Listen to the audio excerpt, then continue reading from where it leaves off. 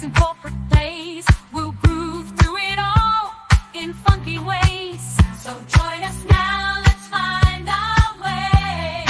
Listen to pips and pivots every single day. Ooh, get money, get paid. All right, so let's see. Ideally, you're approaching your career with like a big goal that's kind of leading all of your career decisions. And it should look something like this. It should be very granular. It should say something like, in 5 years, my goal is to be an enterprise account executive at a large PE-backed company selling HR software. So the reason you want to get really, really specific is that you want to have kind of a criteria, just like you have like an ICP criteria when you're, prospecting and trying to figure out which accounts you really want to, devote your time prospecting into. You want to do the same thing with employers. So you want to be as specific as possible to really weed out the shitty opportunities that aren't going to be a fit for you, either like culturally or just put you in a position where like you're doing things that don't really align with your values, the way you like to operate, who you like to sell to, the way you like to sell, so on and so forth. So the problem I see with a lot of reps is that when you ask them what their goal is, they're like, oh, I want to get into enterprise sales. And it's like, great, that's a fucking like huge blanket statement. There's millions of different things that could be wildly different within enterprise selling environments. So when you look at a career goal statement like this and you really unpack it, you're really looking at like 1, 2, 3, 4, 5 variables that you need to get educated on, where you can really create that fuck, this word's so hard. Like something very specific, specificity. I don't know, man. You know the word I'm trying to say. So you can create like a very specific statement like this. And also, in 5 years' time, make it time bound. But, I say like keep it to 5 years. It's cliche, the 5-year plan or whatever, but 5 years is a great portion of time because it's not like too long. It's not overwhelming. And within 5 years, you can actually like do things that are actionable and you can see real changes kind of in real time. It's not like this slow thing that you're going to get bored by or overwhelmed by or something like that. So really what you need to do to come up with a statement like this and really start to get very specific and strategic with your career and start being happier at work and start, being more successful at work and making more money is you have to educate yourself on each of these 5 different variables that would go into really aligning yourself and your needs from 9 to 5 with a potential employer. So the first is segment, right? In the example here, it says enterprise. So the segments would be B2C, SMB, mid-market, enterprise, and strategic. Generally and broadly speaking, that's what we're dealing with. So really educate yourself on the differences between these. So like B2C, you're talking to consumers, you're maybe selling like, what is it? Not efficiency, but I have a cold right now, so I can't think of shit, but like productivity software. That would be a big one. You're selling B2C, maybe like bookkeeping sometimes with like, QuickBooks if people are like super into their taxes, but it's going to be more like low level transactional stuff. So if you really like that fast action, if you like the element of sales of like trying to get that one call close and overcoming those corny old school objections, like I need to talk to my wife and I need to think it over, adjusting my chair. That would be great for you. B2C. SMB, I think we're all familiar with that, selling to smaller companies. Generally, like the way I would line these up, generally speaking, there's going to be different shades of this, but SMB would be something maybe like, under 500 employees or maybe, under 250 employees. Mid-market, that would be like, 250 to 2,000. Enterprise would be 2,000 to maybe like 10,000. And strategic would be up from there. So strategic, you'd be talking about selling to Google. Enterprise, you'd be talking about selling to, a company like Snowflake maybe or something like that. Mid-market, you might be selling to like SalesLoft, like a company like mine. SMB, you would be selling to like Nooks.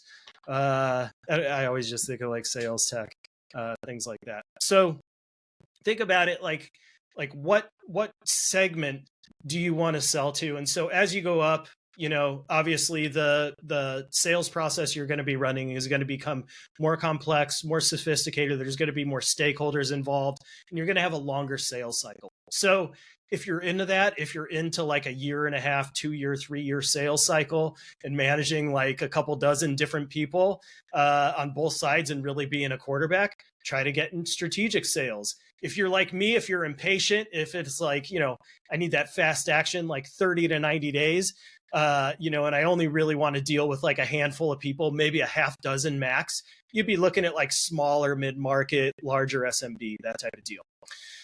And then the role, you have to figure out which role is perfect for you. So we have this thing in sales where we get locked in on just going from like BDR to AE to sales manager to director to VP. And it's like, you don't have to do any of that shit. I worked with a like 55-year-old BDR at a job, and he was like, I love doing this. It's easy for me. I make, 140 grand a year doing this, because he's like, a kind of a 1%er as a BDR. And it's like, if you want to do that, you have permission to do that in your career. That's fine. If you want to be an AE forever until you're, gray in the temples, you can do that as well. So the main roles available to us in sales, customer facing sales, is going to be BDR, SDR, whatever is just XDR, whatever you want to call it, account executive, renewals and retention, which I think is something there's going to be more and more focus in organizations to really hire good people that are great at negotiation and renewals and retention. Everyone's talking about profitability now more and more, and I think that's going to stay around. So I think that's a play. And then and these are out of order. This pisses me off, but you would be looking at like CSM or account managers. So CSM, like a lot of people think, oh, it's just support, but there's usually a sales element. And also, if you see a title like account manager, it's usually more sales focused and cross sells and expansions, and a little bit of like taking care of the customer and keeping the customer happy. And then frontline managers. Do you want to manage reps? Do you want to be a middle manager, maybe a director or an RVP where you're managing managers? Or a sales executive where you're going to be a VP or maybe a CRO or a CSO or something like that. So just think about like, what do you want to do? Do you want to be an individual contributor or a sales leader? If you want to be an individual contributor, do you want to be a BDR? Do you want to be an AE, renewals and retention, or CSM/account manager?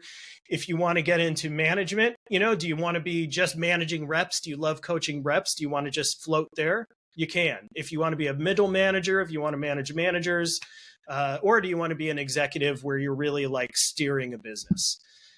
And then the size of the company. So it's going to be wildly different, the size of the company that you work for. A smaller company, you're going to have more say into how you sell and the way you guys go to market and the way you operate. But there's not going to be tons of resources. There's not going to be tons of systems in place that you can follow. So if you need that kind of stuff, you might not want to work at a smaller company. You might want to work at a large company where you have systems on systems on systems. Everything is systematized, and operationalized. At large companies, there's usually a very clear promotion path where it's like, it's kind of tedious, where it's like you go from BDR1 to BDR2 to BDR3 to team lead 1 to BDR manager. And like, it's a very clear progression. They have these clear thresholds, like every, so often, if you're at this much attainment, you get a bump up and you have a chance to promote. And then medium-sized companies. So again, a company around probably like 1,000, 2,000, maybe as low as like 500 full-time employees, kind of the best and worst of both worlds. So you do have the ability to grow within the organization, but it's not going to be as defined of a career path as a large company. You are going to have way more resources than a smaller company, but you will have a little bit less autonomy. You're going to be expected to like execute a playbook a lot of times at a medium-sized company. So take that in consideration. And then the thing that people generally don't think about that makes the biggest difference in your experience selling for a company is going to be funding. How is this company actually staying afloat? So with a bootstrap company, all right, they sell something, they make money, and that's how the company's funded. They're not bringing in money from VCs or selling shares or anything like that. So the good things with that are going to be like, if you like, you're not going to have the same pressure you normally do at a larger company to hit your quota. Like you're going to have a quota, but like it's not going to be the be all end all. You're not going to have the same promotion opportunities that you would at like some of these different companies, because if the company's not growing, they're not going to be hiring more people. And if they're not hiring more people, there's no chance for you to like get promoted up.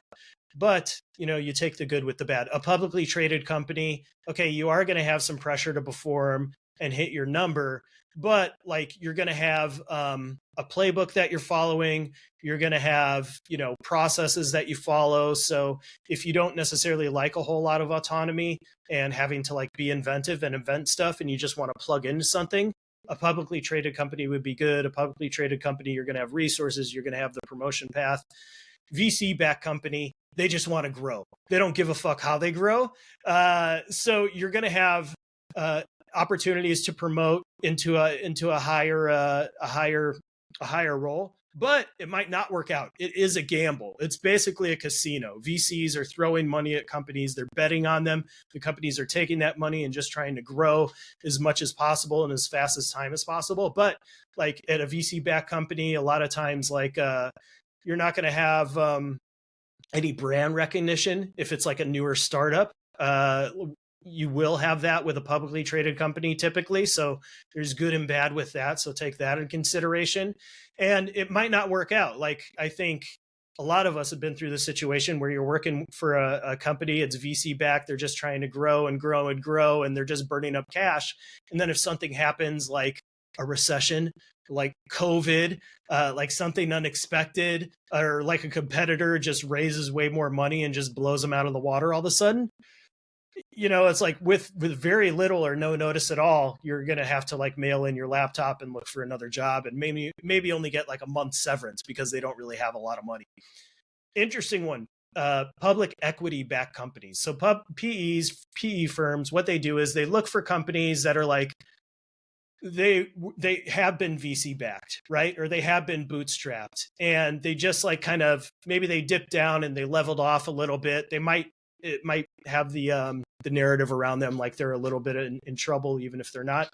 They'll swoop in, they'll buy these companies with the sole intention of turning them around and then flipping them, taking them public, or like selling them to a larger organization. So they come in, they typically clean house, they get rid of a bunch of people, and then they put their playbook in. So they have these playbooks that it's cookie cutter. They repeat them at every single company that they acquire. And so the benefits to you, like if you're someone who does good with structure, following instructions, that type of thing, you're going to enjoy that, right? You're going to benefit from that. Also, you're going to have a clear promotion path at these companies typically. And also, if you do good at one of their companies and you kind of move up and you show them that you can really you grasp their playbook and their way of doing things, and you can, really succeed within that framework, then you can get hired at any of the other companies that they have under their umbrella. So that can be really attractive. However, if you're kind of like, hey man, I like doing my own thing, how about I just hit my number and you leave me the fuck alone? If you're one of those people, you're going to hate working for a PE-backed company because they really don't want people doing that. Lastly, persona. So you may have this figured out already. This isn't like, you don't have to have this in your 5-year goal statement, but it's helpful. I talk to a lot of reps and they're like, I don't give a fuck who I'm selling to. But me personally, I love selling to sales. If I could do it all over again and go back to the beginning of my career, I would just solely sell to sales leaders. But each of these is going to have their own thing. HR, they normally don't have a whole lot of budget. They're not super tech savvy. Legal, they're going to be very risk adverse. Compliance is going to be a big deal with them.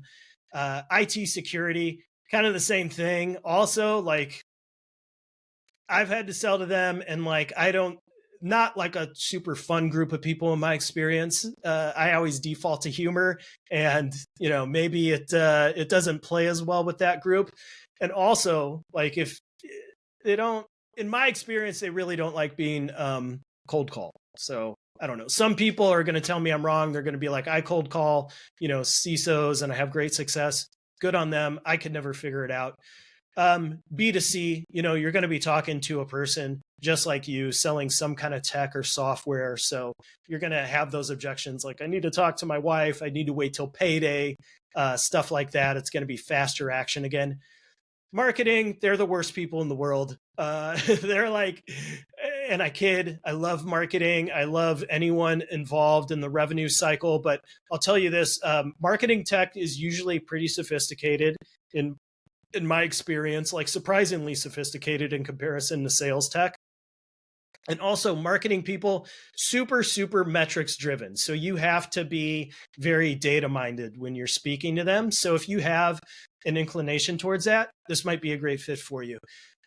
Also, the thing I hate about them is that they'll take a call, they'll, say all the right things, they'll, have those wow moments during the demo. They'll tell you, oh yeah, this is a priority for us. And we're presenting to our CMO next week. And he, all this stuff, but really it's all bullshit. Like they have a hard time saying no to people. So they'll just end up ghosting you. And in the meantime, in between, them working with you and them ghosting you, they're telling you all the right things. They're kind of leading you on, and then the best sales. I mean, sales technology is fun. When you're selling to salespeople, if you come at them with like a really crisp sales process, if you run real thorough discovery, they love it. Game recognizes game, and that's a big bonus to them. So if you're like a salesperson that is really into sales and learning more about sales too, you would love selling to salespeople. Like I love selling to sales leadership because I learned about how they ran their sales organizations. And as far as like just learning sales and business acumen, I think you get that more selling to sales leadership than any other persona. So again, let's see if this goes back. Yeah, if you go back here, take all that into consideration and try to come up with a statement like this for yourself. This is going to be one of the biggest assets you can have in strategically managing your career. If you have like a 5-year vision and goal for yourself, like what's on the screen, and you have a reason why, you can explain why you chose each of these variables for segment, role, company size, company funding, and persona, you're going to have a higher propensity to end up in great situations where you're happy, where you're successful, where you're not going through these bullshit unexpected, like, oh, I got riffed, I got pipped, we got acquired. You're going to have like a different framework you can apply, a different lens that you're viewing these opportunities through, and it's going to put you in a better chance to succeed. You're going to get more from your work. So give it a shot.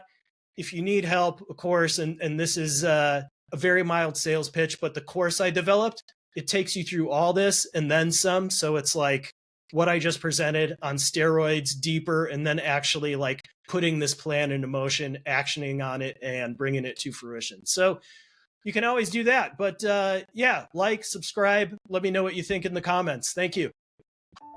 This is Noah. Noah sells software. He's not LinkedIn famous or anything, but he's a solid sales rep. And like a lot of us, he's faced some serious bad luck over the past few years. First, there was a layoff due to COVID, then came a rift due to economic headwinds. And just when he thought he'd found the right fit, the company he was at got acquired and he was let go shortly thereafter. Noah's resume looks bad, like really, really bad, and he worries that his luck is never going to change. He fears this pattern of bad luck is going to continue, and he's going to be constantly looking for the right job. His confidence is at an all-time low.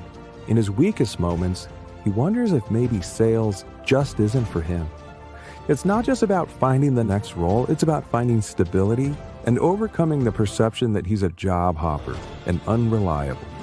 Noah discovers a course called Elevate Your Sales Career, designing a 5-year plan for success.